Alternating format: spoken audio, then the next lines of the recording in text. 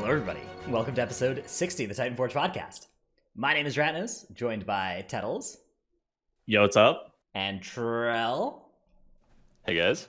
Or BDGG Trell, as they call him. I gained a lot of syllables in my name yesterday. Welcome. Congratulations on the acquisition, on the pickup. Thanks, Wait, yeah, I'm hold really on. excited about it. Did he get? Hold on. Did he have an acquisition, or did they acquire There him? was an acquisition, right? Okay, yes, there we go. So that's why, congratulations on the acquisition. It works. Anyways, so yes, Trell's joined up with BDGG, America's second place guild in the world. Yep. What does that mean for you? It's basically a streaming thing, so I'm not on the actual raid team, but everything else that BDGG does, I represent. So the perks for me are good things for me. Like, I'm not after a bunch of money. It's a perfect thing. They're not like a huge organization like a previously big name in the community, but there are like video editing perks and lots of other things that is nice to have as a content creator. So I'm really excited.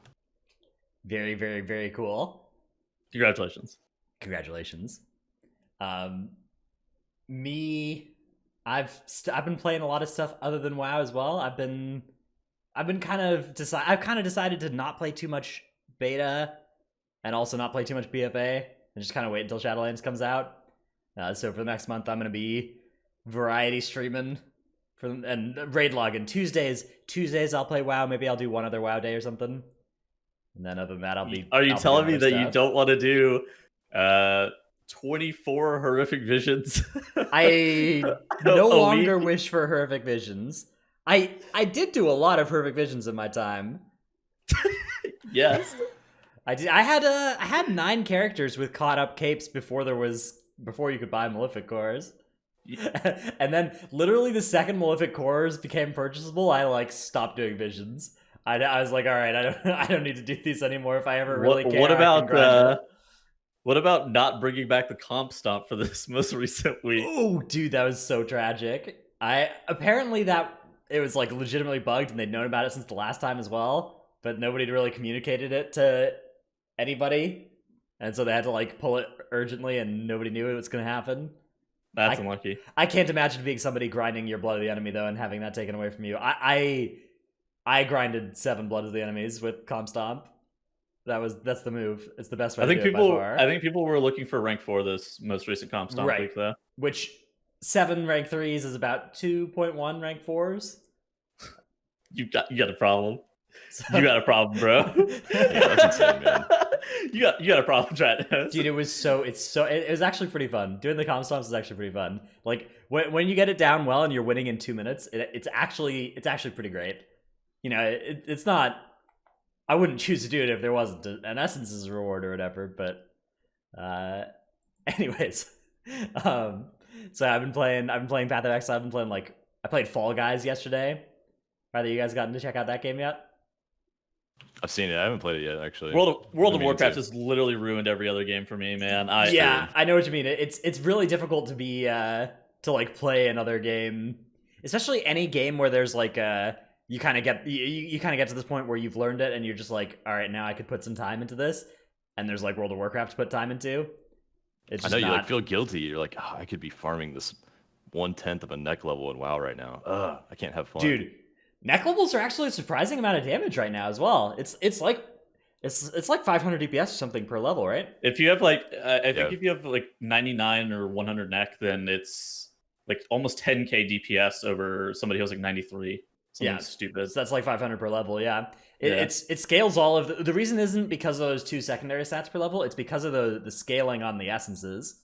All your essences except for Vision Miners continue to scale with neck level infinitely. Mm-hmm. Although Vision Miner stops at neck level 84, so you don't have to worry about that one too much. Which is 25%. Yeah, 25% CDR. It doesn't go above that. They didn't want you getting, which is good. Infinite cooldowns. Well, CDR kind of stacks with increasing returns, right? Going from 0 to 25% is less than 25 to 50. It's like Cloak Resist. People don't really intuitively understand it, but Cloak Resist really went to show just the difference between how the difference between 0 to 50 and the difference between 50 to 80 Like that 50 to 80 jump is actually bigger by a lot. All right. Other than that, we've got our Titanforge Podlings guild. I haven't actually checked in too much with them, but it's basically like a fan guild that exists. I actually don't know anything about what their like rules are or anything. We're not directly associated with it. They're just, I mean, obviously we're, you know, they're named after us, and it's a group of largely of patrons of the podcast. But definitely ask them if you're interested in being part of that community. Get in touch with one of the names when we read out the names that says they're of the Titanforge Podlings Guild. They all changed their name except for Anastasia. Okay. All right. After the incredibly long Patreon readout last week. Yeah, dude, our Patreon read here is getting to about 1 page. Hold on, it's shrunk this week though. Because of the lack of Titanforge Podling at the end. Yeah. All right, so let's get into it. Let's get into the Patreon read. By the way, though, our main topic this week, we're just gonna cover. We've got a bunch of like Shadowlands information-y discussion. We'll try to keep it from getting too negative, but there's a lot of like Covenant related stuff there where I think largely all three of us have already kind of staked out positions that are critical or at least wary of. Well, we start on a positive note. There's new affixes. Yeah, we'll start with the new affixes. That's going to be that's something that I think I'm at least very positive about. With the other stuff, we'll try. I at least will try to provide some compromises that assume I don't get what I'm on the big picture, and just try to make like the individual things as good as possible. So let's start off though by thanking our supporters over at patreon.com for supporting our show every single week. They are Paul of US Proudmore. Titanforge Podlings of US Proudmore is now recruiting more DPS for raids on Sundays at 5 p.m. PST until 7 p.m. PST. DM Anastasia of US Proudmore for more details. Riley, Agent of Chaos, codename Foden. Delete DH, now a Mythic Raider on US Wormrest Accord. Congratulations. Just Gopher. Hearthstone Battlegrounds are the best guilty pleasure Blizzard game. Dude, Trell plays those nonstop sometimes. Trell grinds those Hearthstone Battlegrounds. Okay, that's true. I played for like 2 hours last night. Yeah, I've got him addicted. Dude, I went through a Hearthstone Battlegrounds phase as well. King of Skills, Zuko, Ja, Drunk Swede from Legion of Lemmings, Argent Donahue, I Wish I Was Dratnos' Dino Pillow, Blue of Emerald Dream, Chromed, Seraphicus, Trekkie, The Marsh Hare, Regulus, Never Nude, Chewy, Texas's Rodeo, Enjoying Laid Back Life, or Trell. That's an acronym. Texas's Rodeo. Dude, that's actually really a good creative acronym. Yeah. I like that. That's basically him. Rude Dinosaur, Lufer of US Wormrest Accord. Hey, that's the same guild that Delete DH went to. Or the same server, rather. How many guilds even are there on that server as well? Probably only 2. I don't have friends. I got family. Mugatsu of the guild Titanforge Podlings. Sen of US Kill Jaden. Daz Boot, better mage lead than Tal. Brought to you by Dratnos the Excel Wizard. Brad Ceratops. LF Hard Carry to help Stevenson with his 15 weekly no lever. Necris. Will ever Blizzard care about balance and spec identity? Punk ass. Shadow Priest can pump if you chain pull, just give him the chance. Nevik. Sinmora. Eevee, Frosty K new meta. Tettles needs to check his DMs so I control my friend more accurately, and also Gino is not 3900 IO and needs to get good. I'm an idiot and didn't check my DMs for last week's show whenever we went and looked up Gino. Apparently he messaged me about his IO, and I looked at the DM and was like, I need to update this, and totally forgot. Dude, I do this as well. Whenever I get a DM, if I clear that notification and I don't immediately do whatever I'm supposed to do from it, it's not happening. I will never see the message again. It's over. That notification is gone. Yeah. Yeah. Like, oh, fuck. I wish you could, dude. You know what I wish you could do on Discord? I wish you could mark conversations as unread, because that's what I do with my email. If I read an email and I'm like, I need to do something about this, I'll like mark it as unread. Yeah, and then I agree with that. Then when I check tomorrow or whatever, not that I've been checking my emails particularly well, but that's what I would do. Anyways, yeah, I wish there was like a flagging system for DMs in Discord. That'd be nice. Yeah. Right now, the way you have to do is just put it in like a notepad doc, which take light of the detector. I mean, I would if I had something if I have something really important though, I would just do it instantly, right? Okay, fair. Take light of the protector and rage regen off the GCD. Whoa, Bonesy, no verse. Gallic, Notric. Tettles is a Woofkin. I unscheduled a Tettle's Flame, Maticus not of US Proudmoore, and Sean. Thank you all for your support. Bonesy, it's verse week. You should go get that. True. Verse 3 is on the vendor right now. Even when I haven't logged into WoW since that came on the vendor, I have that rotation just ingrained into my skull. What's going to be on the corruption vendor? Oh, I know. Dredo still has a timer? Yeah. Dude, my stream was popping for a while. When I had that when does the corruption vendor reset timer, man, that saved me so many questions in chat. I would literally just point at. I knew where it was beside my camera, and I would just point where the corruption vendor reset thing was. All right, we have some new Shadowlands affixes to discuss. They have been data mined. They are not yet implemented, so we haven't played them. But here's what they are. So first of all, we already knew about Prideful, which looks like a seasonal affix. That one's the one where defeating non-boss enemies fills players with pride, eventually forming a manifestation of pride they must defeat.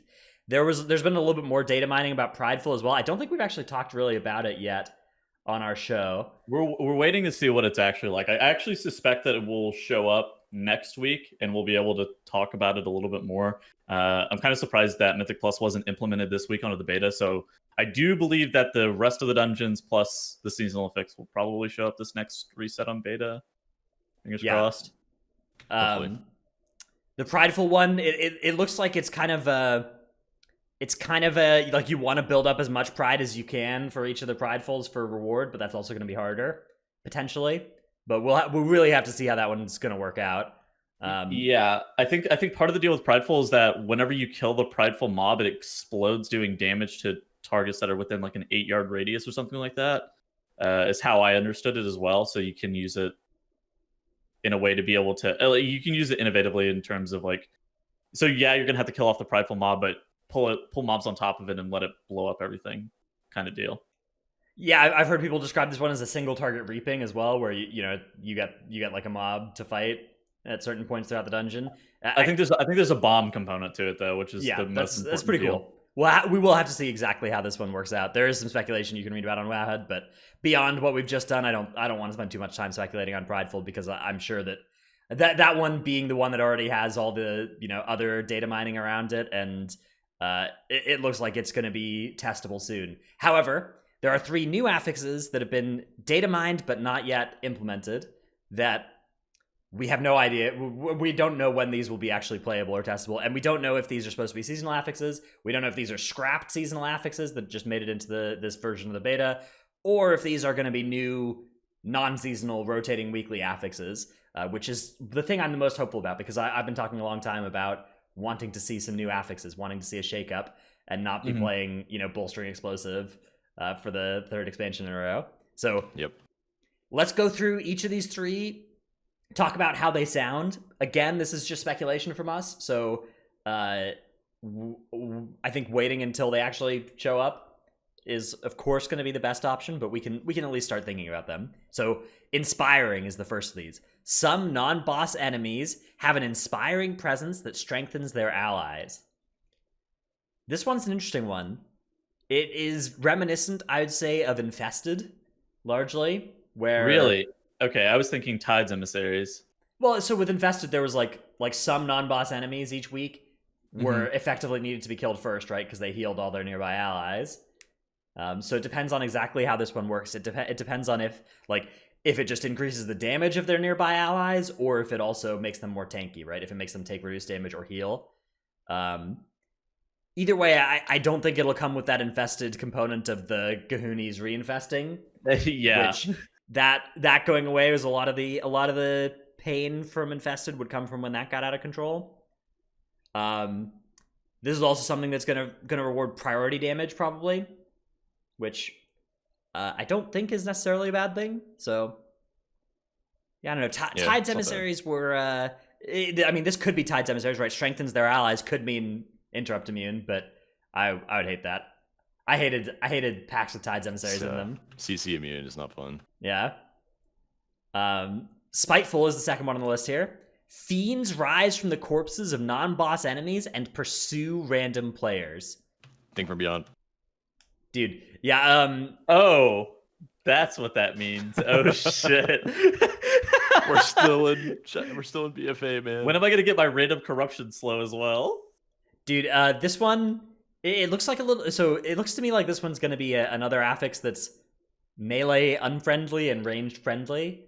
Because like if the corpses are turning into, you know, you don't want to be. If you start 40 yards away from the corpses, these things probably time out before they get to you. It depends though. It depends. Do you need to kill these fiends, or do they despawn?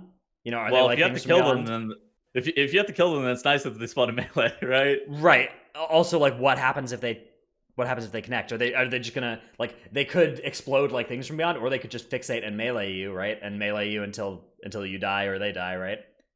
Well, the fact that it says random players leads me to believe that it's not thing from beyond-esque in the sense of like it sounds like a group activity, not like an individually focused event. Yeah. I thought the opposite because it says random players. Like I was hoping it'd be like, oh, all 5 players will have this like quaking timer of something spawning and chasing them at once, but it does say pursue random players. So to me, this isn't. To me, this doesn't look like a quaking timer. This looks like an on-death affix.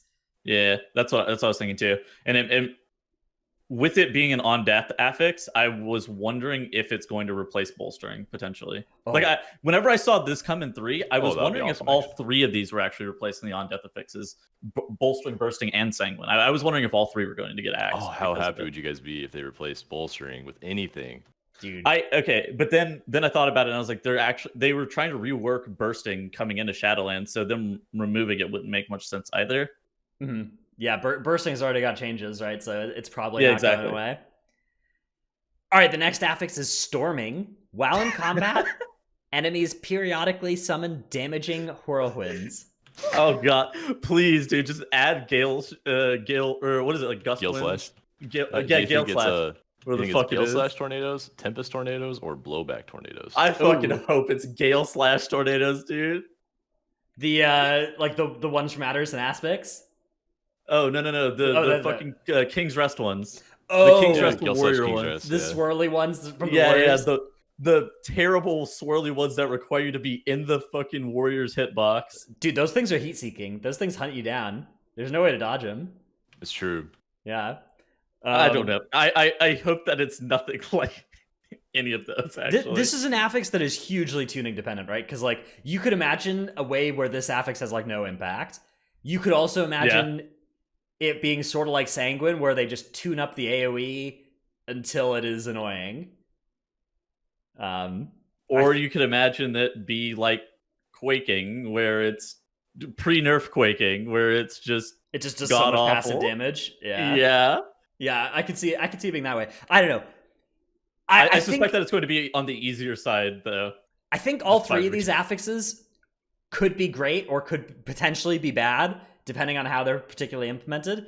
So I think that the main thing right now is I'm optimistic that they are making new affixes. Like the fact that they are making new affixes is just beautiful to see. And it looks like these ones are, you know, there's some depth to them. There's some nuance. They're not just like a lot of the original Legion affixes are kind of like, you know, one line, easy to understand, really easy to explain, like, you know, simple mechanics, and these all look like they're actually, you know, flavored a little bit and have some more tuning knobs to adjust on them. Okay, so a question that I wanted to pose. Do you think that these are going to be in addition to the current affix rotations, or do you think that these would be other affixes being removed in their place? I think that they probably need to remove some if they're going to add 3. Because if you add 3, then we get to this point where over our 12 weeks, you're only seeing every affix. Every affix only shows up twice, right? For me, whenever I read this, I was sitting here thinking, I was like, what affixes would I remove? So one of these is an on-death affix. So I felt like bolstering would be the candidate to remove. And then the other 2, I felt like it needed to be like necrotic and skittish. Maybe you guys feel like something else would be a little bit more. I mean, I'm biased on that, but yeah, necrotic and bolstering. If both of those went away, I would be so happy. People in chat are saying explosive. Yeah, explosive. Explosive, I feel like, is one that has a conspicuous lack of reworking on the beta as well. That might make it more likely to be a replacement, right? Because like bursting, volcanic, those have both been reworked in Shadowlands, so they're probably not going away. That's Storming, right. Volcanic right? got changed to knock you up. Storming Yeah. looks like it's sort of a similar space to Volcanic, right? But because Volcanic has been reworked, I don't expect to see it going away.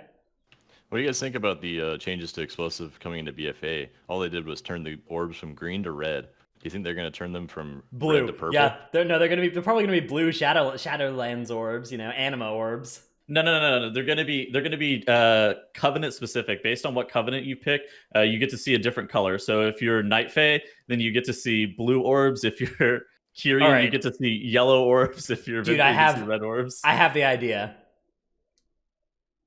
Explosives, there are now 4 different types of explosives, and you can only damage the one of your covenant. So shut the fuck up. Abort. If you go into a dungeon without a member of every covenant, you just can't kill those explosive orbs. Shut the fuck up.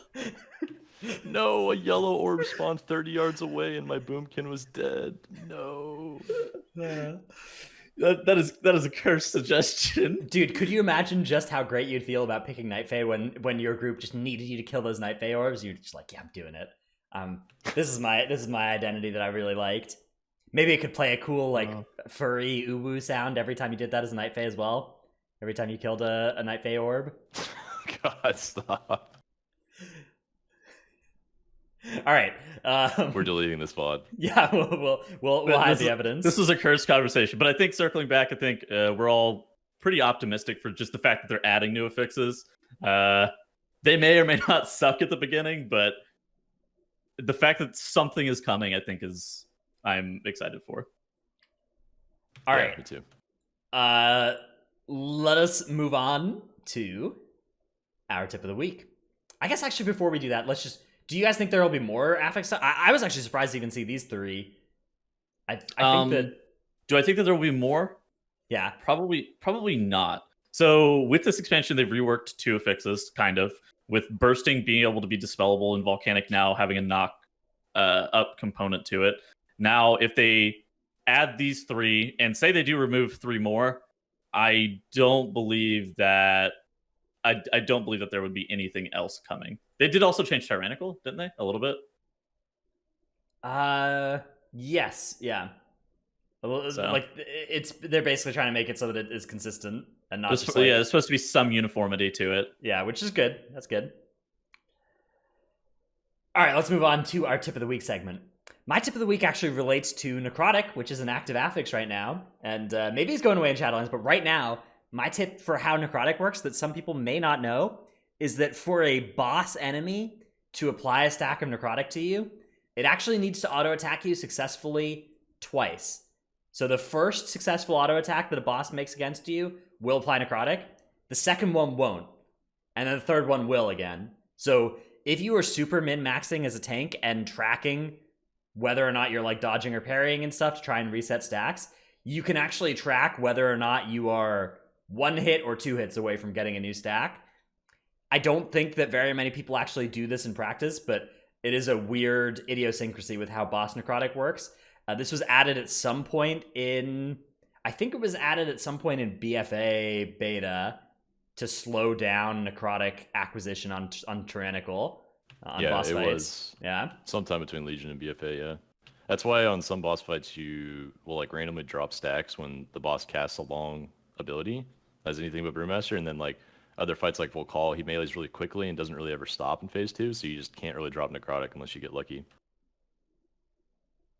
Yeah, those highest attack speed bosses, like Harlan's last phase as well, not usually an issue because it dies so fast, but really hard to avoid stacking up Necrotic on those. Except for Brewmasters. Brewmasters are so... Brewmasters on Volcall, you still get natural resets. At every other tank, it's really hard. Yeah, single target on Brew, you get a lot of dodges. It's really nice. All right, Trell, what is your tip of the week? Mine also has to do with tanks, but this is for Shadowlands. So if you're looking at playing tanks in Shadowlands and you're seeing your favorite streamers play them and looking at which tanks do the best in certain situations, try to ignore the damage they do. The damage is likely going to get balanced roughly around single target and raid eventually with tanks, but it's usually farther back priority than the DPS classes are. So don't worry about that too much, but definitely look into which tanks have the most offensives available at certain times throughout a fight, have the best ability to pick up mobs around them with threat, how consistent they are with their resources. You know, that kind of thing is what really makes a tank good. Like how well they can survive any given situation, not the damage they do. Same with DPS. Actually, they haven't really hit many, if any, tuning passes on classes currently. So there's a lot of things that are going to change. Most of the time, tuning passes don't even occur until like 2 weeks into the expansion either. So you never truly know how overtuned or undertuned some stuff will be. You can get like a generalized idea by playing beta and understanding, like Trell said, what makes stuff strong. I would say that for tank damage, if you're trying to pick a tank that's going to be sick in M+, don't look at absolute damage numbers relative to the other tank specs. Look at ratio of AoE damage to single target damage. If you have a tank that does a lot of AoE relative to single target, like if you do 3 times as much damage on 5 targets as on 1, and there's another tank that does 2 times as much, the 3 times as much one is that ratio is more likely to survive to the actual version. So what about Guardian doing 30% of its damage in melees? Yeah, when auto attack is your damage source, that is really bad news for M+. That's auto attack does not scale well into AoE, let me tell you. They're so undertuned though. I'd say it's pretty likely they're going to get some large. Yeah. Oh, I think they're getting a rework even. Like, dude, they're so bad right now. Guardian Druid, Havoc Demon Hunter. Those are my 2. If I had 2 more redesigns left to do, which I feel like that's probably the amount that are left available at this point, I would give it to those 2 classes, I think, or those 2 specs. All right, Tettles has for us a delightful clip of the week from the second best mage in Pop-Tart Corn Dog, Master Chow. Let's go take a look. Third best. You guys got a new mage recently. That's what I was referring to. Well, I was calling Pupcakes better. Oh, okay. I was just going by Radar.io score. Oh, okay. All right, here we go. This is the darkness. Into the darkness save from the gets saved by darkness, hit by Cyclone Strike to take off his blazing barrier, dies to static shock. Wow. That's the thing. It's kind of like, it feels to me like that. You guys ever seen the movie Final Destination? Where like when you cheat death once, it comes for you until it gets its due. I feel like that's what's happening to Chow there. Yeah, Chow is definitely like being a mage in high keys this season is basically like permanently being in Final Destination, the movie. Like you're just dead at some point. Everyone's gonna try to save you, but you're gonna die at some point. That's why you get every single Iron Bark. True. All right, let us move on to our main topic. So we have the first thing we're going to talk about is Covenant-specific dungeon interactions. We already talked a little bit about this when it started getting spoiled, but now we have most of what these are. So we can talk about these in specifics rather than just in general terms. So here's the way it looks like it's going to work. Each Covenant has their zone that you quest in for them. Each zone has 2 dungeons in it, and your Covenant has abilities that improve your experience in the 2 dungeons of your zone. So if you're a Night Fae, it's the other side and Mist of Turn Scythe. If you're a Carrion, it's Necrotic Wake and presumably the Halls of Ascension. If you're Venthyr, Sanguine Depths, Halls of Atonement. And if you're Necrolord, Theater of Pain and Plaguefall presumably are going to be the ones. Now we don't know what the all of them are yet, but we know like 6 of the 8, I think. I think all of them are known. I think that I'm not sure what the Halls of Ascension one is. So let's start off by talking. I guess we could start off with generals, but I think it makes sense when you're having this discussion to actually know in specific detail what is actually happening, because I think that does affect how important these are. First of all, it does look like these will happen in M+. So far, they have worked in M+, and we'll see when M+ gets turned on again. But for people saying that this is going to be an M0 only thing, I believe that to be wishful thinking. I think that this is something that we will absolutely be seeing in M+ as well. So in the other side, here's how it works. And this was discovered by Undad TV, Titanforge podcast viewer. This is the Night Fae Covenant bonus. They're haunted urns throughout the dungeon.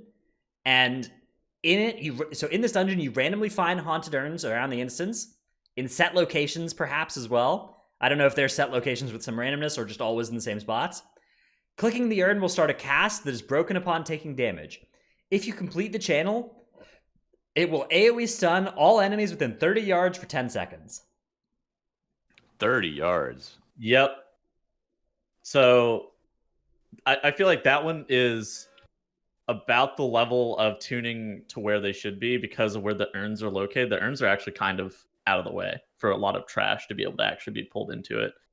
I mean, some of the urns are in like really good spots, but generally, this one is okay. I feel like some of these other ones that we're going to see are definitely pushing the line. The 10-second stun is really nice though, and I think that if they were going to give Covenant-specific interactions, they should look at stuff that's less intrusive. The thing about the 10-second AoE stun is it is definitely extremely powerful. You could imagine a case where you pull like 30, your tank lightfoots and pulls 30 enemies, and then you like go from urn to urn to urn and kill them all in AoE stuns while your tank is like kiting the whole time, but still building threat while they're AoE stunned. I was thinking about that. Yeah, you could just get like a ton of threat for the 10 seconds they're stunned and then leave and be fine. Yeah, that's true. Yeah. So that use case would definitely be extremely powerful, and you would, if that's doable, groups will really want to make sure they have access to that. Otherwise, if you don't have that, yeah, I mean, you know, if you're only stunning mobs for 10 seconds and they're alive for 40, you can't pull extra as a result of that stun realistically, right? I'm also not sure what it does to CC immune mobs. Can it stun through CC immunity? Probably not. I would think, often I would these kind of think effects they do. should. Yeah. Oh, really? I think so. Yeah, like Crushers get stunned by Eudora and shit still, right?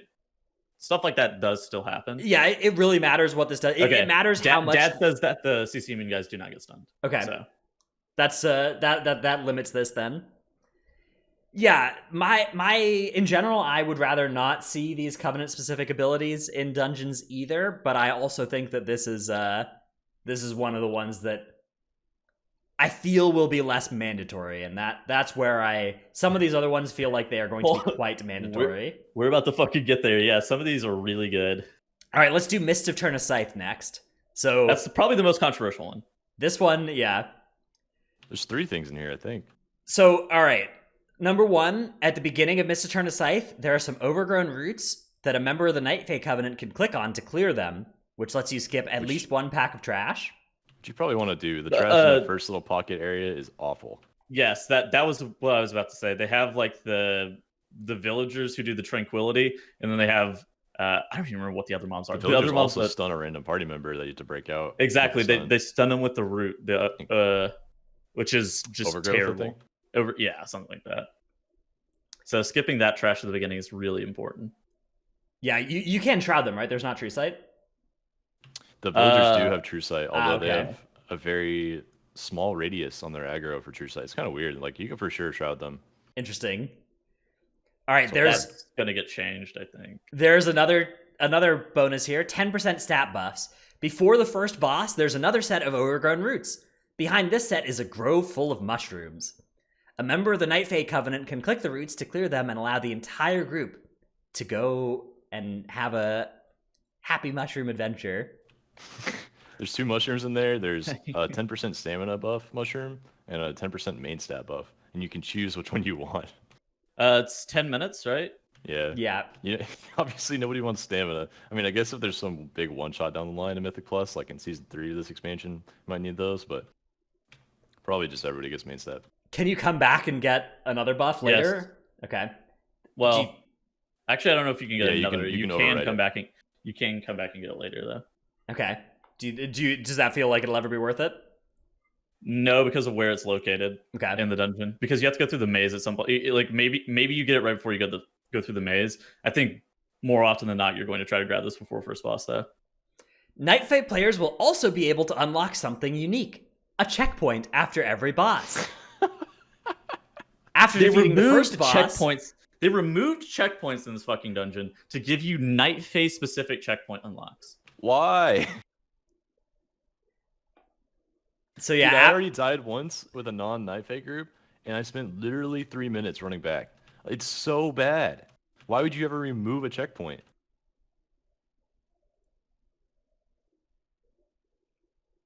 I can't answer that question. Okay, so whenever we were talking about the urn and the other side, like being about the line where it's okay, 10% stat buff in of itself, I think that's a bit overtuned. And then you double down, remove the checkpoints from the fucking dungeon, and then you give like the checkpoints via your covenant. That is entirely too much. I think that the only way you can ever have checkpoints as an acceptable thing is if the checkpoint was in the middle of the maze, and if you failed the maze event, then you got sent back to that checkpoint. That's the only way checkpoints are acceptable. Is if it buffed your ability to do the maze. Yeah, exactly. No. Not even buffed your ability to be able to do the maze. It punished you less. Yeah. I think that would be a reasonable bonus as well. I feel like those sorts of covenant specific abilities or covenant specific things. I don't know. I checkpoints in particular. I feel like checkpoints should be standardized to just always give you a checkpoint after you kill a boss. I feel like that is one of the things in particular that one of the reasons that it's hard to get into high end M+ is that when you play high end, when you do a high key with somebody who isn't used to it, they just like don't know when they're supposed to release because there's no consistency to whether or not you're supposed to release after you die in different spots. Like you have to know what the exact checkpoint rules are of each dungeon. And in this dungeon, now you're going to have to know, like, did we have a Night Fae? Did our Night Fae remember to click on this thing? You know? I mean, we're going to talk about checkpoints in a little bit, but, like, holy shit, it's... This is the one that I hate the most, is the checkpoint part, yeah. I think everything else there is fine. Even the 10% main stat is kind of too much for one covenant to have access to, but... I don't think it would be too bad in isolation, but like there's 3 bonuses in this dungeon for having a Night Fae, which to me, like, is this real? Are you really gonna feel like this is a nice little buff for having a Night Fae in your group, or are you gonna feel like we don't have this because we were stupid enough to not have a Night Fae in our 5-person group? Like, I don't know. I feel like that is gonna be the more common feeling you have about this, but I could be wrong. Maybe people are gonna feel excited to open up these paths for their group. Luckily, I think the Night Fae is like a generally good covenant for a lot of classes, and so I think we'll have one anyway. But still, like, imagine a world where that was the covenant that nobody wanted to run. Yeah, Necrolord. I'm leaning towards Night Fae for most purposes. Although I might be going Kyrian for that first raid because there's a lot of bleeds to remove. Man, there's a lot of bleeds to remove. There sure are. All right. Speaking of Kyrians get a bonus in the Necrotic Wake. Let us go investigate this one. This one's actually interesting. So I almost wish this was like a native part of the dungeon. Yeah, you can find 2 malfunctioning Goliaths in the Necrotic Wake. The first one is located to the right of the first boss. The second one is located to the left of the bridge after the first boss. A Kyrian can use their Summon Steward near this Goliath. A new prompt will pop up when they talk to their steward. Can you reactivate this Goliath? And the steward will get to work. The Goliath will then activate, ejecting 20 anima orbs, which remain on the ground for about 12 seconds. Stepping on an orb grants anima exhaust for 4% movement speed, haste, healing done, and damage reduction for 40 seconds, which stacks. So 20 You can orbs, refresh it. Yeah, but they're only on the ground for about 12 seconds, right? So you can't just leave them there. That's true. You're only gonna have this for like a minute tops, right? And this stacks up to 80% DR in addition to 80% damage done or 80% movement speed, haste, healing done, and damage reduced. Incoming damage reduced. Pretty potent. This one, I'm pretty biased on this one. I'm really excited to like try out what I can do with it as a tank. But I don't know, if someone doesn't have a Kyrian, that feels a little unfair. Initially, my thoughts on it were you're just going to give it to your DPS because tanks and healers aren't like real people. But after I heard where they were located, I'm pretty sure you just have to give it to your tank. And your tank has to be able to double up on a pack that he would otherwise not be able to double up on. And that's the way that you're going to be able to save the most amount of time with these buffs just because of where they're located. With it being in the first boss room and then like left of the bridge. I'm not even sure you get that one that's left of the bridge. And that's why I'm more or less okay with this one for Necrotic Wake, because going left of the bridge is just so fucking out of the way. Yeah, this is one of the ones where there's a lot of okay, on Twitter, there's a little bit of a clique of people whose job is to be extremely negative about every data mined covenant related change, right?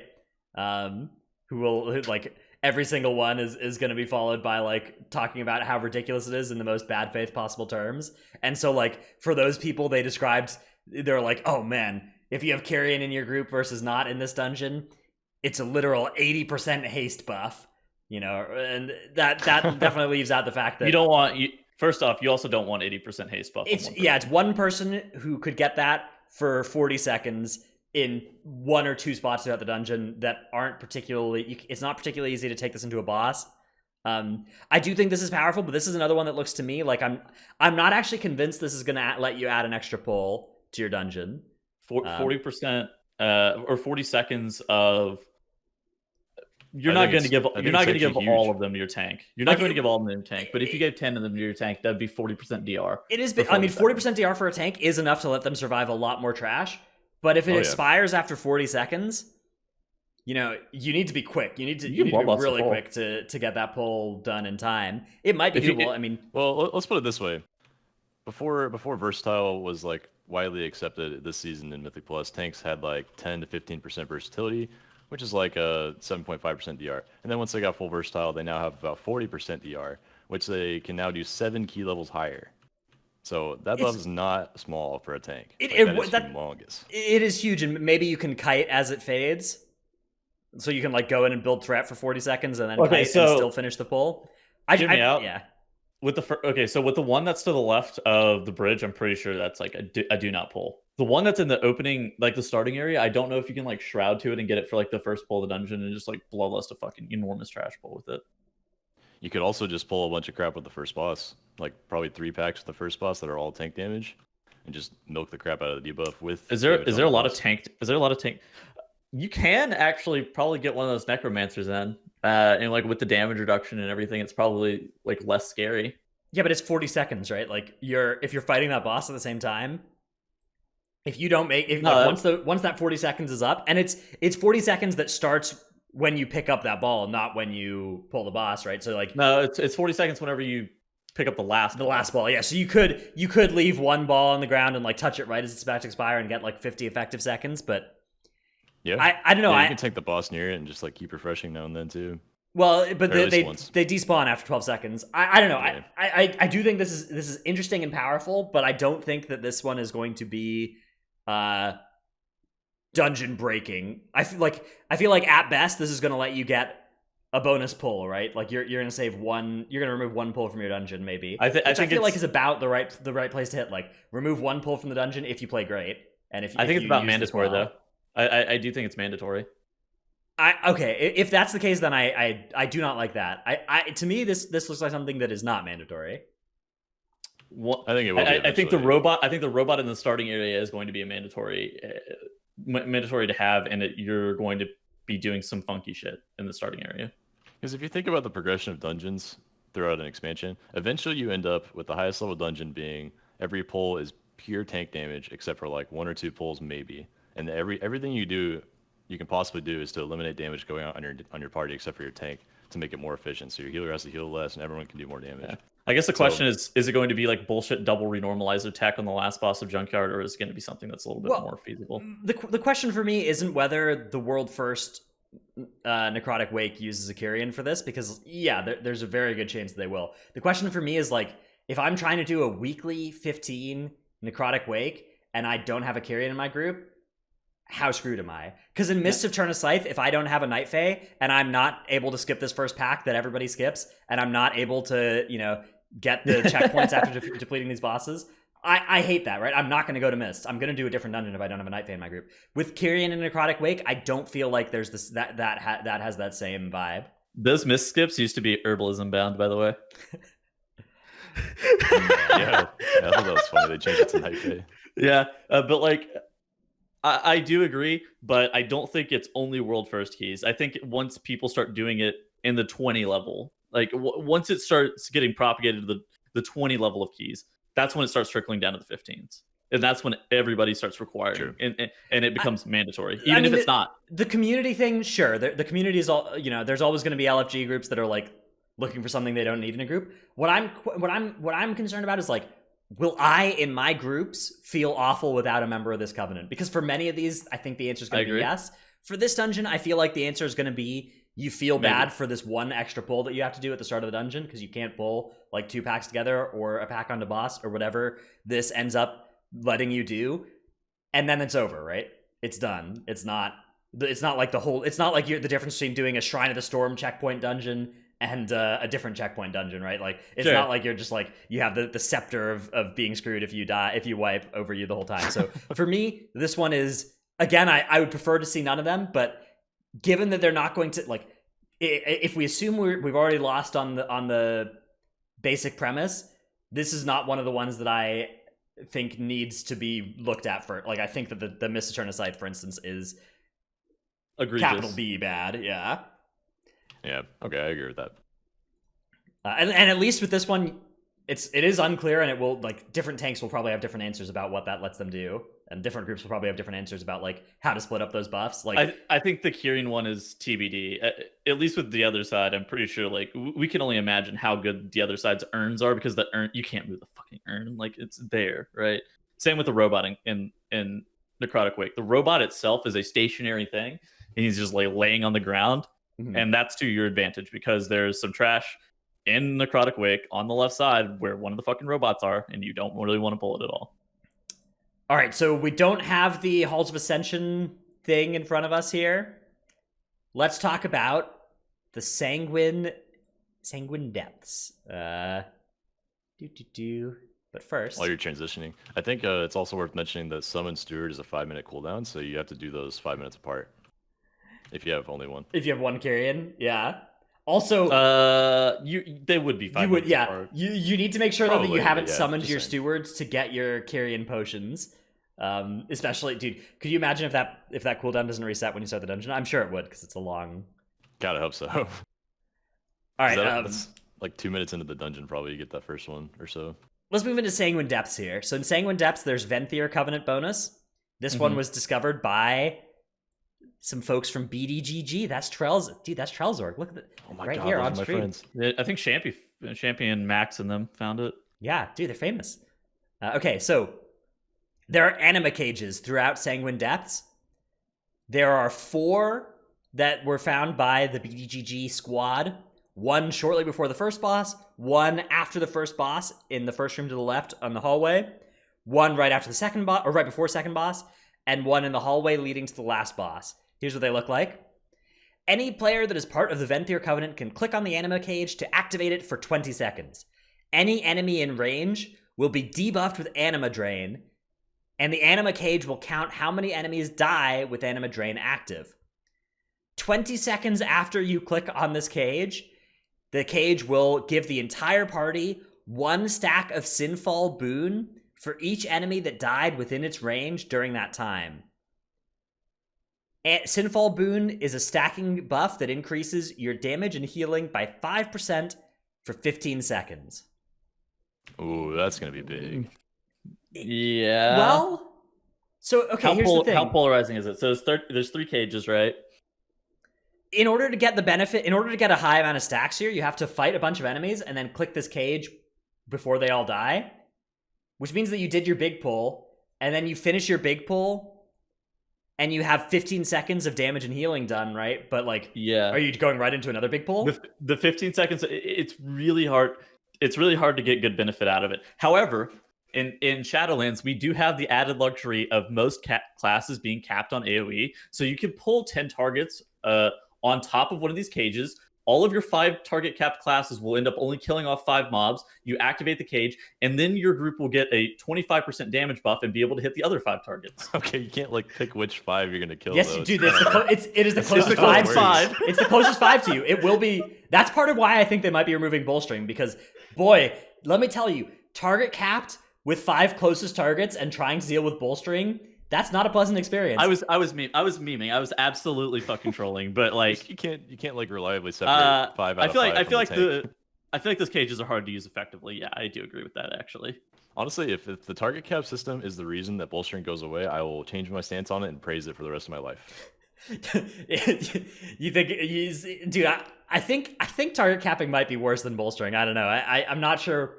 If I was in a room with a gun and one bullet, 2 weeks per 12.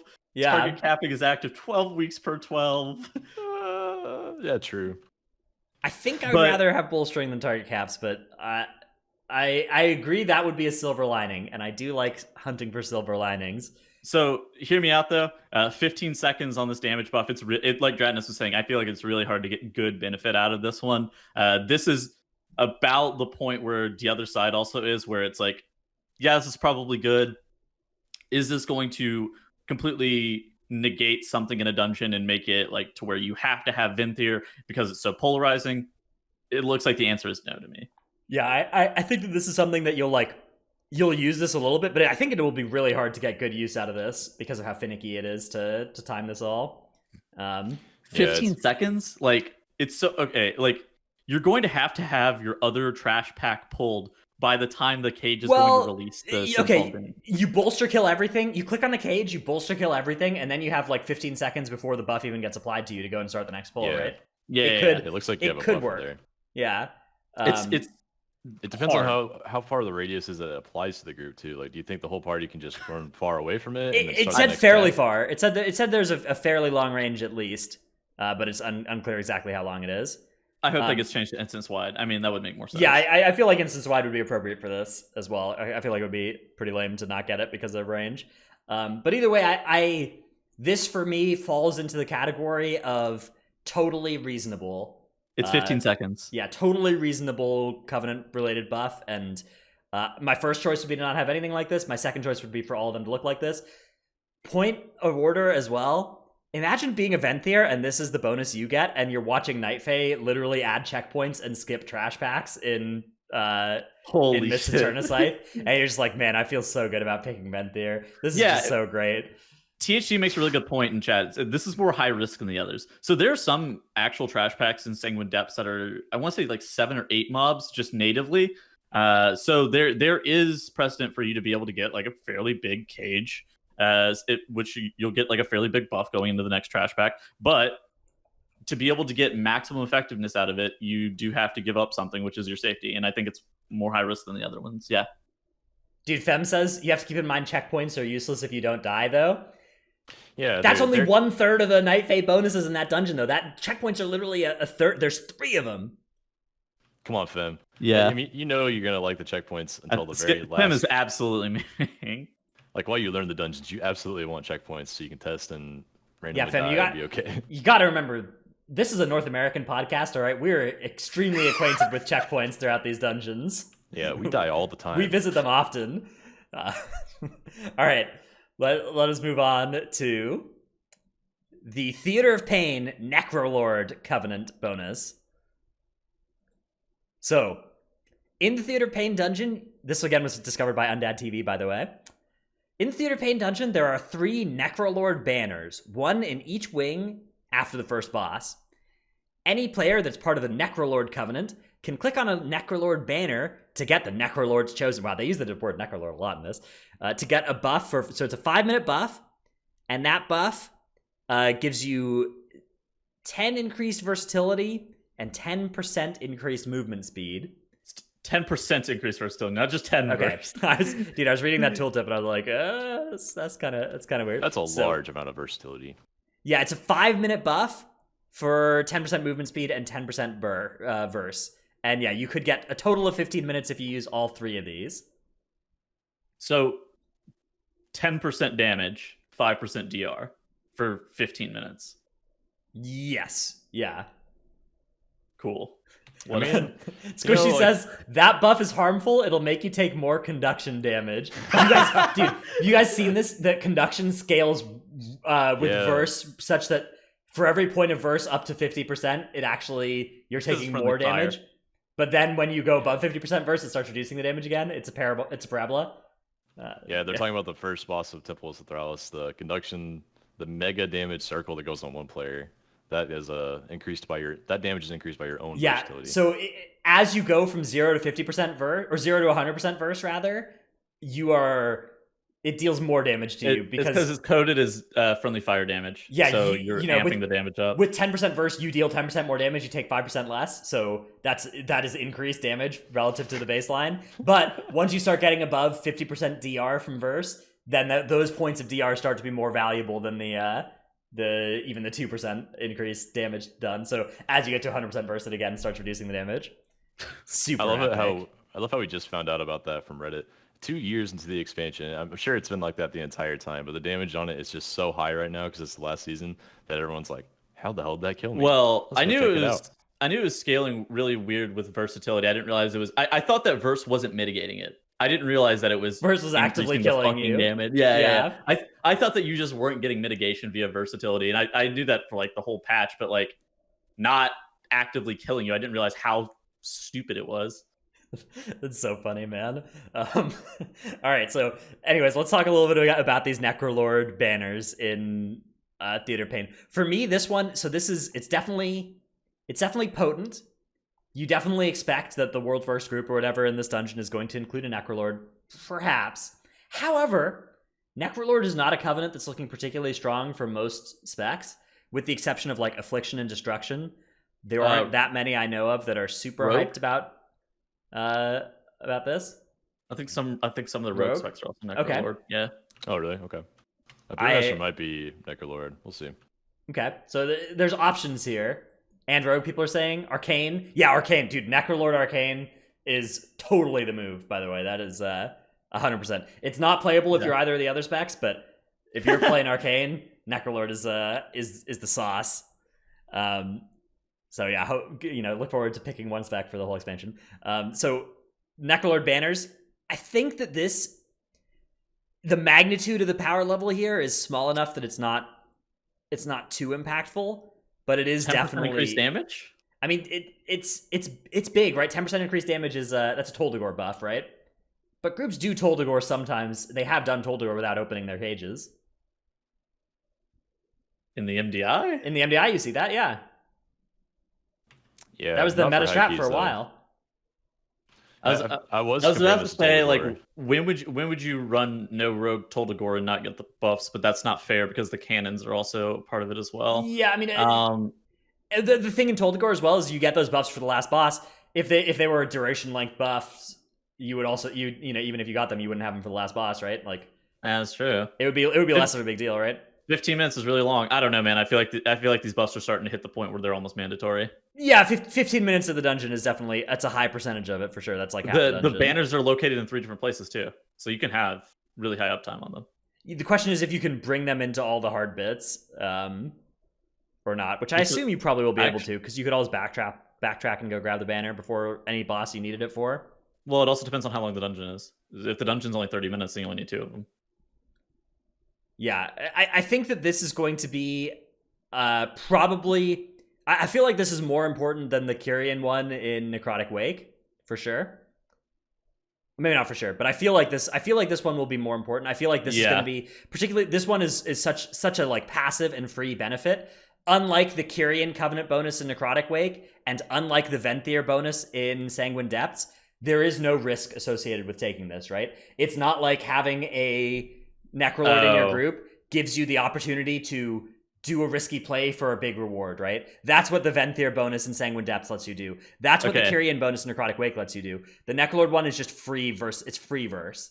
I read this wrong. It's not 15 minutes per buff. It's 5 minutes. Yeah, 5 per buff. Minutes so 15 total. Okay. Yeah. Okay, that makes more sense. This is far more reasonable now. It is. So I would like to see all of them being this risk-reward type thing. Particularly one of the bonuses of risk-reward is that this would scale down the impact it has on pugs to the point where, like if you're in a pug that doesn't even use these properly, you're no longer feeling awful for not having a Venthyr in your group, right? Whereas you need to put a Taldazar double honor guard packs in front of them. All right, stop that. I mean, that would do something. That would also make it so pugs didn't use them, right? And the only groups that used them would be people who could like pull them to the side and vanish or whatever, and click the banner, right? Yeah. Yeah. I mean, I do feel like groups are going to feel like Necrolords are important for this dungeon, and I want my verse already. I'm just like already planning on making sure I have a Necrolord in that dungeon. Yeah, I mean, Just so saying. the question is how. So as an M plus player, how much are you planning to swap players for different dungeons versus just making sure that your group has one of each? Or is there any covenant you feel you can get away without having on your group? Because so for instance, like Kyrian in particular, I feel like Kyrian is a covenant that a lot of specs are not looking particularly excited about. Okay. You know what's funny? I think that worse players are going to swap people more than I think that for higher end groups you're going to swap people less, but your comp is going to be better at its base, whereas like LFG groups are just like worse groups are going to. Right. I mean, they're not tied to the people that's applying. If you're doing LFG and you're queuing up for and you're looking for you want to do a Necrotic Wake or whatever, and you don't have an Necrolord in your group, like we're just gonna that make group is sure only that going we to have accept one a of each. Necrolord. Yeah, I mean, there's that's going to be the. I mean, they'll either know about it and do that. I feel like the default is going to be finding a Necrolord for Necrotic Wake is what you're going to do. Or you say, okay, Rogue, you're Kyrian for raid. Necrolord is about the same damage anyways. You should swap to Necrolord. We're playing with you all next week. Right. So for push groups, that's what Fam is saying in the group is make sure you have one of each covenant in your push group. Yeah. Because you don't want to lob people between keys right. like that. The only way you do that is if somebody had two characters, and they don't even have to be two of the same class. Just like if somebody, if we bring THD for the Necrolord dungeons because he's a warlock and plays Necrolord, and then we get to lob him again like it's BFA for all the other dungeons. Yeah. Like it's BFA. Well, there are some groups like that though, right, where it's there are like it's like Bear Squad, right? Bear Squad has like 6 types of people, yeah. So doing that kind of swapping around for certain dungeons is potentially an option. The other one would be like, you know how like Fu plays 2 characters in the Nerf Squad, like that he could cover 2 covenants, right? Effectively that way, even as different classes as well. But I think though that the default for most push groups is going to be to make sure that you have access to all of the covenants or all the ones that your group feels is mandatory, which my guess is that's either going to be 3 or 4, of them.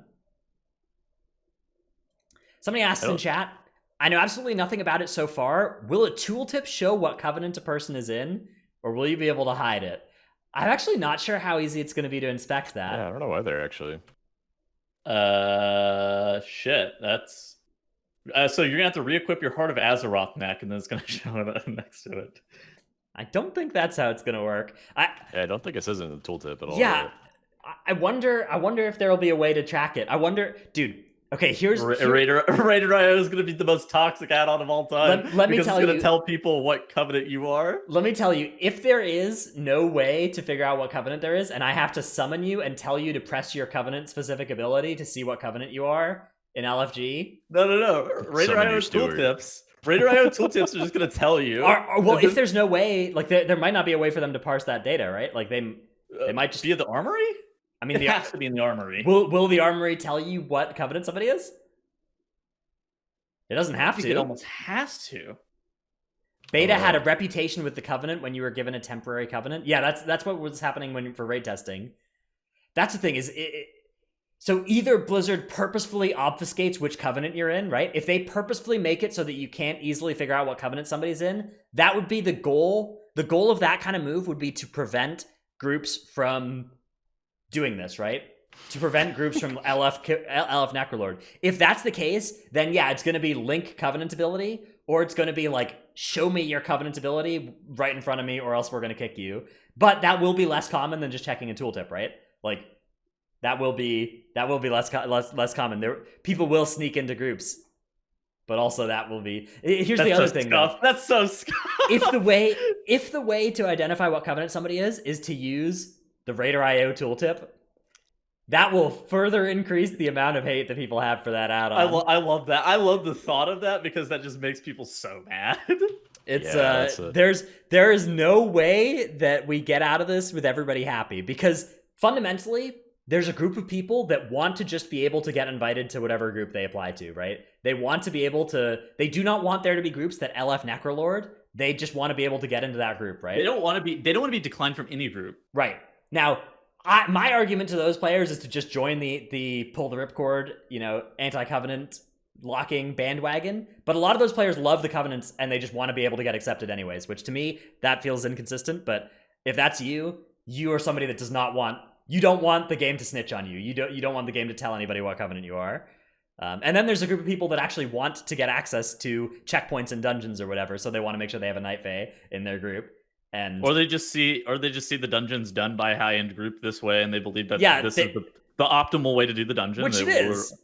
And they're looking to mirror it or mime it in some way, right? And so those groups will want to have. It's like watching that dungeon. It's like watching a MOBA, and you just build the exact same thing as your favorite pro player. Yep.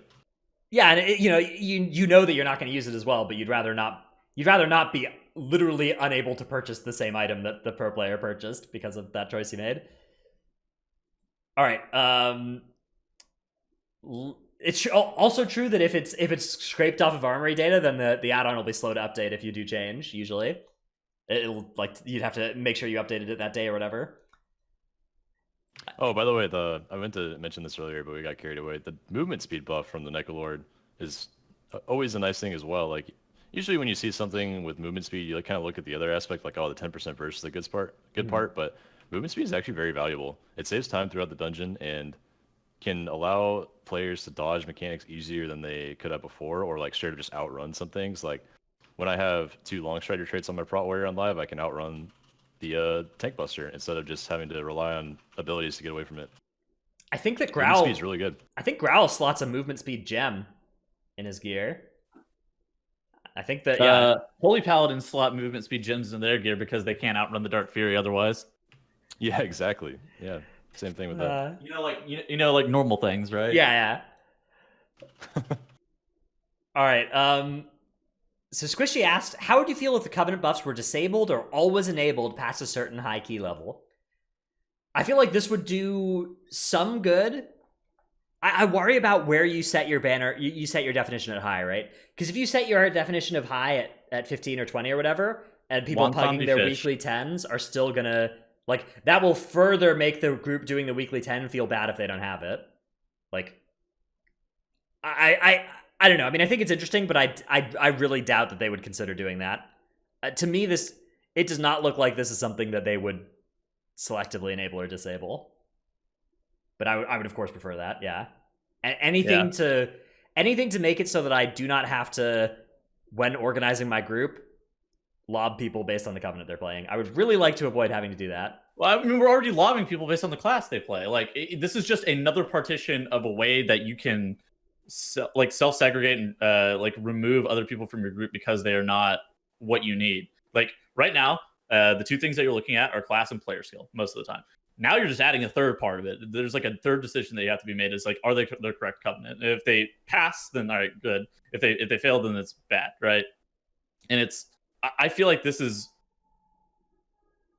like almost strictly negative, no matter how you slice it, because like, I don't even think it's a benefit for LFG. Like, obviously you would say that LFG could have some added benefit because they you're going to just like get more classes and more players in, but I feel like you're just going to like run the same meta comp. And if that, okay, so say you have like a Ret Pally in your group because they're historically Kyrian, but the Ret Pally that you grabbed out of LFG is not Kyrian, they're Night Fae, you're just going to lob that person instead.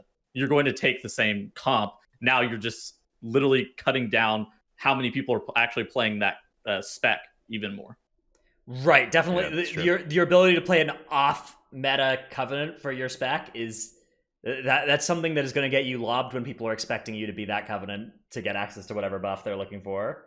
And that's my biggest problem, is that I don't like the thought process of like you ever having to remove your friends or people just getting lobbed over stuff that's loosely out of their control. I actually think class is within your control. Covenant, for a lot, like especially if it's a permanent decision like this, is not even that much within your control. Right, and at least if I want to play a different class, I can level it up and play it as an alt, and that's fun. It's fun to level and play an alt. It is not fun to level and play a different Covenant of the same class. That is awful. It is miserable to play a second character of the same class for most people. So it's you don't get that out like you do with classes. All right.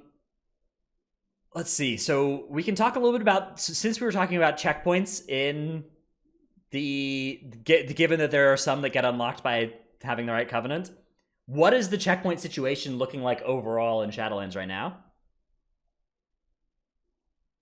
Charlie, you want to start?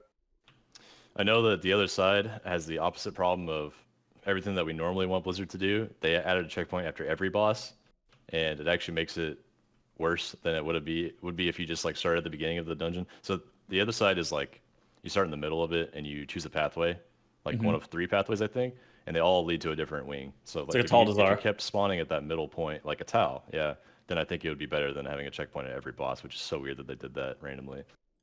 I think that the checkpoints should be at like the beginning of the area that you go into, not at the end of it. Because by them putting the checkpoint at the end of the area that you go to, then it's like you have to cross the map occasionally. And you're like, what the fuck is this? I feel like having a checkpoint. So even in a dungeon like a Taldazar, where it feels better as a player to have your checkpoint just always be at the start of the dungeon, I would like to move to. I prefer to be in a world where we just always updated our checkpoints to the boss. So I would be fine with it happening that way, even if it's detrimental, just so that it's consistent. However, we're not getting that benefit here, so it's not consistent. So given that, yeah, I'd rather just have it be, in the middle. Yeah, and as it currently stands, Plaguefall only has a checkpoint after Dr. Ickes. That dungeon is really fucking long, by the way. Mist of Channa Scythe, we talked about their checkpoints. They've had them removed. Necrotic Wake does not have a checkpoint, and that's a really fucking far run back. And then Halls of Atonement also doesn't have a checkpoint, which... Necrotic Wake definitely needs a checkpoint at the second really boss. long. I mean, Halls of Atonement does too, at least after Echelon. Yeah. Yeah, So I mean, by minimum, every dungeon should have a checkpoint after the second boss, if it's linear. Otherwise, please just have like the checkpoint be in the middle or the spawning area, if it's one of those open dungeons. Dungeons with only 1 checkpoint or 0 checkpoints in some cases have a significantly reduced clear rate than dungeons that have a higher density of checkpoints. So think about it. King's Rest, Underrot, and Shrine of the Storm all have 1 checkpoint, right? Or, in Underrot's case, 0 checkpoints. And all 3 of those punish you so heavily if you die. Yeah, everybody's experienced the Shrine of the Storm Walk of Doom. Or the King's Rest one as well, where you're just like... I mean, theoretically, there's that bridge bird... But that bird is a trap. The trash pack. Yeah, more often than not, that bird is that bird is so easy to not spot. There are a lot of common routes for that dungeon that skip both of the operative packs that bird interacts with. So, yeah, I mean, definitely reminding you of. I would say that thinking about in BFA which dungeons worked well and which ones didn't. There's a huge correlation in my mind with the dungeons that didn't have checkpoints and the dungeons that felt worst to play. Because in those dungeons, so if you're doing really high keys, you're always screwed when you wipe, right? If you're doing a really high key, you're always screwed when you wipe. If you're doing a Shrine plus 20, you're also screwed if you wipe. In Freehold, you're screwed if you wipe on a 26 or higher. In Shrine, you're screwed if you wipe on a 20 or higher because of that checkpoint situation. Well, imagine if the first checkpoint in Motherlode is after Azarok, or God forbid it's after Rix of Fluxline. Right, those checkpoints are just so... Wiping is already so punishing in Mythic Plus, right? Wiping already costs you, like most wipes already cost you 3 minutes at least, right? Maybe, it depends. If your checkpoint's not updated, now a wipe is costing you 8 minutes. And it's almost impossible to recover from that in a lot of cases. So, like, I think they did a good thing with Motherlode. The checkpoint at the first boss is really good because it's so hard to get there and it takes a long time to run there. I don't understand why they wouldn't just apply that logic to any other linear dungeon like that. Or like slightly linear dungeon, Yeah. I think that just having another thing that I hate is, I was talking about this earlier, if you start playing with somebody who's new to M+, there's so much you have to teach them, and a lot of it is stuff that is kind of cool, right? You're like, hey, this mob interacts in this way, and that's a really cool thing, and some of it's like, all right, this is super arbitrary. Here is the list of bosses where you do get a checkpoint versus the ones that don't. Memorize this and make a good decision every time you die, or else you're, really holding back the group. Because we've all played with those people, right? We've played with those people who press the release button when they shouldn't, and it costs you minutes. We've played with people that don't press the release button when they should, and that also is really costly. And the fact that you're just sitting there in your head and you're just like, do I have a checkpoint or not? Like, I've had that thought as well. I've had that thought a year into this expansion where I'm like not sure where my checkpoint is because there's no consistency to it. I think Fem is memeing where he says he thinks the Necrolord ability in Plaguefall will be a checkpoint after the first and third boss. I think that, like, if Covenants they're dead set on Covenants actually adding checkpoints, they have to be extra. They can't be they should already have a good checkpoint system designed, and then on top of that, then you get something extra, not or like I was talking about, you get the Night Fae 1 in Mists, you get it during the middle of the maze. Like that, I feel like that is a decent checkpoint, like example. Or like you get to skip just a little bit of something in Necrotic Wake or whatever. Having checkpoints be the downfall, and like it just immediately depletes your key in a way, and it's overly punishing for something that's arbitrarily picked. Yeah, like what if the Night Fae 1 in Mist was instead of giving you the checkpoint versus not having it, it like empowers the checkpoint so that everybody who releases gets like 50% movement speed for 20 seconds when they respawn. Like, honestly, that's a fucking great, great, I like that. Powerful Night Fae theme, turn them into a little fox or whatever, Ubu, or a wisp or whatever, but not so binary between, you know, whether it's a Shrine of the Storm or a Freehold in terms of checkpointing. All right, let's see. I also, man, I feel like it's so punishing for pugs also. You get home guards, dude, whenever you die. Yeah, exactly. Home guards. Yeah, from League. How done. All right, let's talk about another Covenant-related happening. We got I just titled this as miscellaneous stuff. Yep. Night Fae Shadowmeld. Sylvari Mantle. I was playing with this earlier when it existed. It is gone. It has now been replaced by, while in Soul Shape, you regenerate 5% of your max health every 3 seconds, which, by the way, this is actually quite a bit of HPS as well here. 5% every 3 seconds. It's not bad. That's 1.6% health per second. Well, classes like Blood Decay can actually like cast and use abilities while in. Yeah, I was gonna say, dude, I'm a Blood classes Decay. Can do stuff. Some get pulled out of Fox form as soon as you press something, but yeah, DK is fine. I've played Blood Decay, and I actually think that the Night Fae, the Covenant ability for them is so good for DK, like, because that mobility is so needed. The like little teleport jumps around and movement speed increase. But yeah, I've been yelling furry stuff every time I've been about to pull a boss, and then just soul shifted into it. That's really fun. Okay, so I'm sad this option went away, but honestly, I think having something that powerful on the very top of a soulbind tier there is just too much. Like, I don't see a way they could have balanced having literal Shadowmeld on your soulbind tree with the other one next to it and like making that equally as powerful. Mm-hmm. You can't really like buff or nerf Shadowmeld, you know, it's just, it is or it isn't. And so I think honestly they kind of had to remove it, but it does suck that it was there. I do agree that it was oppressively good. I think so as well. Yeah. So Undad in chat is saying that they removed an actual meaningful choice here. I feel like this was powerful enough that you were trolling if you weren't taking this. Like even if other Covenants were good for you. Right. I feel like the top end M plus groups would have been 5 Night Fae or Night Elf. But if groups are staying Horde, which it's unclear actually. We haven't really talked about this, but there's a chance that people are going Alliance for Castle Nathria. Dwarf for bleed removal in that dungeon looks kind of nuts. So we will see that. That is actually something that I wouldn't be surprised to see World First going to an Alliance guild. Not an existing Alliance guild, not a guild that's on Alliance right now, but a guild that is currently Horde and playing Alliance is something I wouldn't be super surprised by in Castle Nathria. But if you're playing Horde, I feel like access to 5 of these might be more powerful than all of the other Covenant specific bonuses and dungeons by quite a bit. So I'm glad to see that gone, because I tweeted out that I was glad to see it gone, and there was a lot of interesting discussion happening about because I also included that I believe that Shadowmeld should be removed. Like yes. The drop in combat version of Shadowmeld. Oh god, yes. Yeah, I agree. Let Shadowmeld play all of the other stuff too. Like let it removing channels. Remove channels, stopping casts on you. Dropping threat, even like fade. Yep. Let it do all of that. The combat drop. Meld resing people is like meld resing people is about where I would draw the line. But if you have meld resing, then you can't, like, you also have the other stuff involved too. Yeah, I mean the full combat drop to me is I don't know. I mean, we'll see. right now we're not seeing any groups swap alliance. I think because Awakened removes so much of the need for meld skips, and we you saw have people rogues for swap Shroud alliance in anyways. season Yeah, in Yeah. season 3 they did. In season 3, groups did go alliance for push weeks. If people are alliance already for, dude, maybe this is gonna be the great alliance expansion. Maybe we're gonna be swapping. swapping week to week because Dude, my I'm guild's down. staying No, I forward.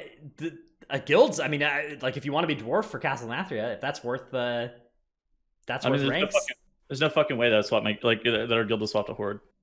If Necrotic stays around and we're all Knight, and if we're all Alliance, and we're gonna have Dwarf tanks too, and we'll just like play more weeks of Mythic Plus. I mean, if your guild's not going to be down, if the top guilds in the world switch and don't switch back, then that is going to cause a huge, and if they do it and publicly say it's because it's the best faction, a lot of people are going to want to swap to the best faction. Yeah, I mean, if the 3 top guilds go Alliance, I guarantee like 50 guilds in the world will instantly follow them, or like not instantly, but shortly after swapping them. back to. Yeah, if they swap back, then it's different. But I don't know. I mean, I feel like Alliance racials are as good or better. They might not swap back. There might not be a huge reason to swap back. Who knows? If Dwarf is OP the second raid in a row, then maybe it could be forever. All right. Anyways, we'll see how bad the trickle down is. I think that I am not convinced that a lot of guilds are going to swap alliance based off of this. I bet that there will be like 3 or 4 guilds that swap alliance based off of this. I think that just faction balances are irreparably damaged, and that there's no real great way of fixing it. Because even if all of the guilds swap alliance, now all the guilds are alliance now, as opposed to all the guilds being horde. Right. It's not a fix for faction balance to have it be the other faction that is dominant, right? A fix would be some way of getting to 50-50, and there's not. I don't think that 50-50 is an equilibrium state for the system. I feel like the system is always pulling in one direction hard or the other for because always the biggest factor is going to be where the guilds are. And I don't think it should be based off of like I think that they should really focus more on the community aspect on it and not really like trying to separate it out as much as they are currently. I really feel like they should try to encourage, like, I don't know, even if it is just removing the faction barrier or whatever it is. Yeah, just cross faction PV is cross faction PV would be the main thing that would allow somebody to both play the game at a high level and play alliance, which right now you have to pick one of those two, and that I think that is a big shame. Well, the most fun that I have in WoW is playing with my friends, right? And right, like how WoW currently is structured, especially with alliance versus horde stuff, you're not always allowed to play with your friends, and sometimes you have to make sacrifices. Like if say you are on an alliance, like an alliance raid team, but yet you want to push higher and you want to push more competitive ranks and whatever else for raid, you can't do that as alliance. You have to go horde, unless you're in Australia, in which case, yeah. In which case, like it's the same thing is true for Australia, which like, but the for horde, yeah, exactly, for horde. Like the number one US guild that is alliance right now is Formality at US 32. It's like world 125 or something. Right, which I mean that's a very high rank, but the thing is that being the ceiling is a lot 31 guilds ahead of them. Like what the fuck? Well, and it means that if you're like a US 50th Alliance guild, you're in such a you have all the recruiting problems that BDGG, US second horde guild has without all the benefits, right? Without getting to pick up awesome streamers like Trell and stuff. So it's it's kind of a worst of both worlds situation where you get the drawbacks of being at the top of your faction recruiting wise without the benefits of being, actual top of the ranking leaderboards. All right. Final miscellaneous question of the week here before we have some user submitted Q&A that we'll get to afterwards. But the last one that was written down by us beforehand, would you ever recommend for normal people to play multiple of the same class for Shadowlands? No. My answer for this is generally no as well. I do think if you're a player who plans to play an alt or 2 alts in Shadowlands, if your goal is high level pushing, it may be worth considering, instead of having your alt be a different class, having it be a different covenant.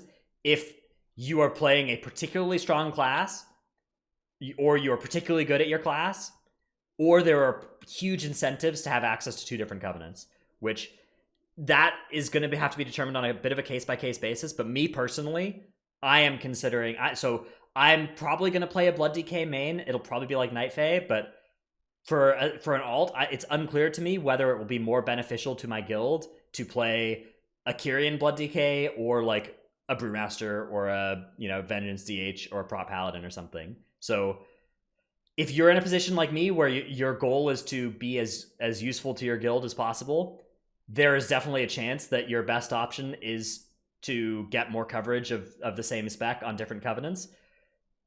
I think that is less likely though than playing a different class for me as a second character. So it's a consideration, but I wouldn't advise it unless you were unless your goal is I'm willing to have something that's a lot less fun for me in the short term to help out my guild's progression. That you were making a huge sacrifice there in order to do this. So for me, it's like if you aren't doing splits, there's no fucking way. Like if you're not doing splits, there's almost no reason. And if you're at the point where you're not doing splits, then you may as well just stay raid specific covenant for progression, and then swap once progression ends to Mythic Plus specific covenant. If your guild's going to be doing Mythic progression the whole entire time, you may want to just look into if you're doing raid progression the whole entire tier, you may just want to look into doing your Mythic Plus covenant on a different character. Oh no! I was saying just do it anyways. As progression. Because sure, you're going to be hampering your guild's damage a little bit, but if you're doing progression in the long term like that, anyways, like if your guild is progressing for 6 months instead of 2, then you probably can get away with whatever. Exactly. That's how I feel. If you're good, they probably will still need you, even if you're another covenant. Yeah, but it depends. I mean, some guilds for some guilds it's kind of offensive to it depends on the mindset of the guild, but like for some guilds will contain players who get offended if other people are doing suboptimal things. Even if everybody in the guild is like playing bad, they still want people to have their gear enchanted or whatever. And or use potions for every single pull. Yeah, potions for every single pull, those kinds of things. So it depends on how they perceive covenants, but they may perceive them that way. My guess is that most casual-ish guilds probably won't be too much of the Inquisition on covenants unless there's something where there's a huge fight-specific bonus. Like if there's a fight where a covenant dodges an ability and another covenant doesn't, and it's hugely noticeable, then they might start caring about who is that covenant and who isn't. Mm-hmm. Or like CC break from Necrolord or something stupid, right? To be fair, there are certainly fights that look like that so far, so we'll see how tuned those end up being. I think we just have to do our best to make like an educated guess. Like I'm thinking between Necrolord and Kyrian for Brewmaster right now, so I'll go into the expansion when it launches and be like, I'm just going to choose Kyrian, and hopefully it works out. Hopefully it doesn't get nerfed too much randomly a few weeks into the tier, and if it does, so be it. But luckily I also have a second character, which is a Blood DK, and if just in case, if Brewmaster gets nerfed that much, then I still have my DK, which could still be strong. As long as you have options like that, if you're looking to play at a high level, I think it's okay. The concept of that freaks me out to like so high of a degree of the odds of you getting nerfed after you made a decision. It looks like it's not going to be too costly to swap covenants on a non frequent basis, right? But what if you already swapped to that covenant or like swapped off of that covenant? Yeah. It looks like it's not going to be too costly if they nerf Night Fae week 2 to swap off of Night Fae. It is going to be costly to actually try and play 2 different covenants on the same character on any kind of long-term basis, but the worst case of like your covenant gets nerfed and you need to swap, as long as there is still a good covenant for you, as long as it doesn't mean that your spec has been invalidated, which is definitely a possibility, then that shouldn't be too unplayable even in the middle of progression. I imagine they'll probably try to avoid doing mid-progression nerfs as well, though. All right. That's the end of our main topic this week. Let's move on to our Q&A. First one comes from Jason in Discord. Can we have Tettles and Dratnos discuss their experience with their M+ push group casting? Would they do it again? If yes, what would they change? Tettles, what was your experience like casting the push week? I would do it again. I enjoyed it. Generally, I found it pretty fun. I felt like it was a lot of time involved, and in addition to that, I feel like I needed the experience of actually pushing beforehand to be able to have good conversations about what was going on, so that there has to be a nice balance, because like we couldn't potentially cast every single week even if we wanted to, because we wouldn't know enough about how the dungeons function or how unique stuff is, or be able to hype things up appropriately. Yeah, I agree. I think that there needs to be a lot of balance, but like for Mythic Plus, there's just so much you learn by playing that you need to play a lot of Mythic Plus to be a good Mythic Plus caster, for the most part. I enjoyed those. I did again. Shadowlands. Yeah, because like when you watch the players do the huge pulls or really hard pulls on a high level, it looks easy when it goes right, but there's so many like factors working together underneath the pull that you can't really see right all at once, at least. And so I think having that experience makes you guys good casters. So what will we change? 1 to 2 weeks a season, I think, is about where we aim for something like that. Beyond that, if we could get like a prize pool, that would be sick. Oh, dude, yeah, I would love to see. I don't think that that's like something that we can reasonably do by ourselves like that. I don't know how a company would make money off of it. I guess they'd probably want like ads or something involved, or like. I mean, we could do that. We could maybe try and crowdfund a prize pool. I think that would be a cool way. Oh, to go that's possible. Yeah, that would be dope. Right. Okay. Right now we have it really like. We really did not monetize at all, right? We didn't play any ads. We basically had no reason to sub or anything. This was a proof of concept for us. Yeah. If we were to do it again, I would want to either do that again, which I'd be fine with, or if we monetize it, it would be in a way that like we created a prize pool for the top 5 teams at the end of the week or something. Either crowdfund or org based. Or your podlings sell carries. Oh, Monka. Hold on, wait a second. We do not condone RMT. All right, next question comes from Nexy Druid in chat. At Tettles, can we look at the charts that WoW meta are passing around, and are these accurate or not? I guess I've rephrased the question a little bit to be a little bit less hostile up front, but yes. So let's take a look at these charts from this is WoWmeta.com's chart on WoW DPS rankings / tier list for Shadowlands beta. Looking at stack rankings for DPS on whether it's Simulation Craft or WoWmeta.com is always foolish, and I would highly advise staying away from these things. Additionally, if you're making your decision on what class to play based off of these, I would absolutely encourage you to play Affliction Lock because they're incredibly broken.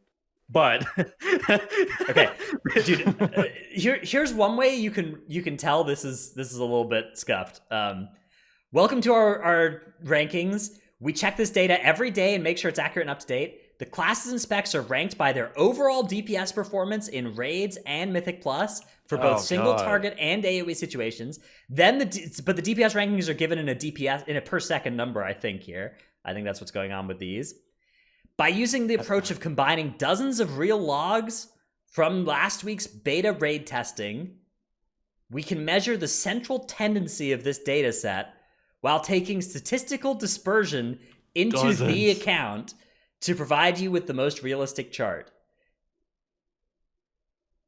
Don't use this. This is like you sim all of your alts on Dungeon Slice and then just like spit it out onto a table and put bars on it. You sim your alts on Dungeon Slice, and you play the one that has the highest DPS on D Slice. You don't actually so few data, and it's also just like a complete mix of data, like single target and AoE. None of this is even accurate at all. Probably don't look at this. Just Death Knight is so unfathomably broken. The fact that it's actually in the middle of the pack is just astonishing to me. So don't even. Don't look at this. Affliction is OP though. You can play that, dude. I only have like a couple of statistics classes in my background, so I'm not 100% sure on this. But I believe that these are made up terms. I measure the central tendency of this data set while taking statistical dispersion into the account. I believe that is a made up sentence. I don't think I can't prove it. I'm not a 100% statistician. I feel like that's made up. Okay, somebody says no, it isn't made up. All right, then perhaps that is quickly followed by yes, both of those terms are bogus. All right, so Twitch chat is divided on whether or not that's made up or not. I'll look this up. Hang on, statistical dispersion. It does sound okay. Made up. Statistical dispersion. Okay, no, it's variability, scatter, or spread. Taking statistical dispersion into the account. All right, and then what's central tendency? Central tendency is What if Not we're out of as touch? Maybe they're right. Central tendency is a central or typical value for a probability distribution. Yeah. Okay. Central tendency is not that abnormal. Okay, so they're measuring. So that what they're trying to say by this is that they're trying to measure the actual average damage of the certain specs, taking into account that there's going to be some variance in the logs. They're using two different data sets, and these are in fact real words. And I'm mistaken on that. They're using raid DPS and mythic plus DPS as they're using multiple data sets, which is, don't use this website. Don't use Simulation Craft stack rankings to pick a class either. Don't be stupid.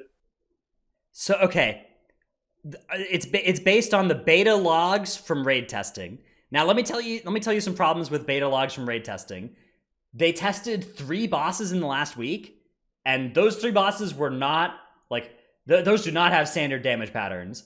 There's Sun one King patchwork fight, and then there's 2 AoE fights, right? There's 2 big AoE, there's 2 target cleave. There's AoE funnel, and then there's a patchwork fight. So ranking all 3 of those equally, I'm not surprised to see Destro on top there, because Destro does well in 2 of those 3 situations really nicely. Either way. And what about for Mythic Plus logs being baked into the raid testing logs? Well, it looks like it's just from raid. It looks like this data is literally just scraped. They scraped all the raid testing logs. Okay. It doesn't look like there's M+ data in here, despite the fact that they claim that the data is based on overall performance in raids and M+ dungeons in single target and AoE situations. Their answer to what are the DPS rating based off of, it says entirely on raid logs from last week's testing. So, yeah, I mean, this is interesting. Nice to look at. I'm sure a lot of people are clicking on it and stuff. But if you are using this to make a decision, or if people are using this to tell you what decision to make, that is foolish. Do not do that. It is hard to make a good decision at this point anyways, looking into beta. There's always going to be a huge amount of the first raid tier of any expansion. It's always scuffed. People always play suboptimal shit. Yeah, people always play the wrong stuff. You can make an educated guess, and on average, maybe the things at the top of this chart are more likely to be good than things at the bottom, but I wouldn't even be convinced that that would be true. All right, next question. Say a guy wanted to maintain all the tanks in case one of them became meta. Is there a best practice to do so? Like always do a key, always do a weekly Torghast? So the weekly reward structure in Shadowlands for the weekly rewards is we've seen this, the Great Vault, right? Let me see if I can open this.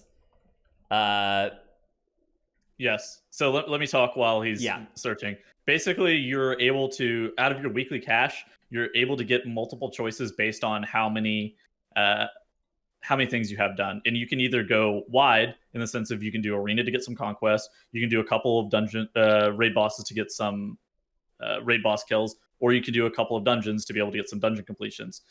Or you can go deep, where you can do 15 dungeons, you can do 10 raid boss kills, or you can do 500 conquest, and a lot of conquest, basically. And it allows you to do either one. Typically in the past, I think maintaining like 5 tanks at one time, I just did like a weekly key on each, made sure they got some kind of weekly progression toward their Azurite and Mythic Piece. And then I focused the rest of my effort on my main, just like farming AP. Know? Dorky makes a really good point. Have multiple accounts. Yeah, if you're actually looking to maintain multiple characters, doing your dailies on multiple accounts at the same time, like world quests or whatever, is really nice. Like obviously you can't like 2 runs of Torghast at once, unless you're Dr. J or something. But I have 2 accounts that I run world quests on, but that's pretty much basically all I do. I don't use software on multi-boxing. I just manually tab out and follow my other character. But I do use that whenever I have to farm world quests. So the beginning of the X-Pack is a good time to have a second account. And honestly, after the first few weeks, I would just cancel my subscription if I don't play that character on the other account, because I don't really use it outside that. But it is definitely a big time save. Yeah. For the weekly rewards in Shadowlands, it looks like that 1 mythic dungeon per week is probably the easiest thing to do to get a Great Vault reward. And there's pretty serious diminishing returns. I wouldn't try and force yourself to like do 4 mythic dungeons per character. Yeah, it's only 10 for the last slot now. It's only 10 for the last slot now? It's 1, 4, 10 now. And then 125, 350, 875 conquest. So you could try and earn like the... Wait, you know what's weird about the conquest thing? But Like your conquest caps after 500. You can't get any more. yeah, we'll see. Or like unless you're behind on the weeks, right? Well, it might still track how many you've earned or whatever for the purposes of this. Maybe. I'm sure that it will work. I'm sure that you will be able to get this third reward. I doubt that they would make that impossible to get. But yeah, so for those who don't know, this is not one of each of these rewards per week. It is choose one from however many of these you've unlocked. So yep. I think that for alts, it'll be totally reasonable to just get your one M+ dungeon per week and get one reward. And then for your main, you're picking one of 7 or something, or one of 6, depending on how many of these types of things you do. Definitely getting at least one thing out of your Great Vault every week. That's a source of high item level gear and should be probably prioritized. The easiest ones, whatever that is for your playstyle. Always do a weekly Torghast. We don't know. We don't know how incentivized you're going to be to do one of those per week. I think that I don't think you need to, right? You just do it to get your legendaries, and then you don't have to go back there, right? Yeah, it sounds like you want to do 2 to 3 Torghast runs per week to get your Soul Ash, which is what you make your legendaries out of. You get the cap on that per week, and then you're done. So once you get all the legendaries, like Drano said, you're good forever, I think, until the next patch. I'm kind of impressed with how not appealing Torghast looks now. I know. It's only 6 floors. I ran it like 7 times yesterday for the quest line. Every time I got to 4-6, I like finally completed the build I was going for. Like I was playing Windwalker, or I was playing Brewmaster, but you get Spinning Crane Kick now, so I was like building Spinning Crane Kick traits. So I would just spin to win through the whole floor. And I finally got the build going, and then I'd hit the last boss and be like, okay, it's over.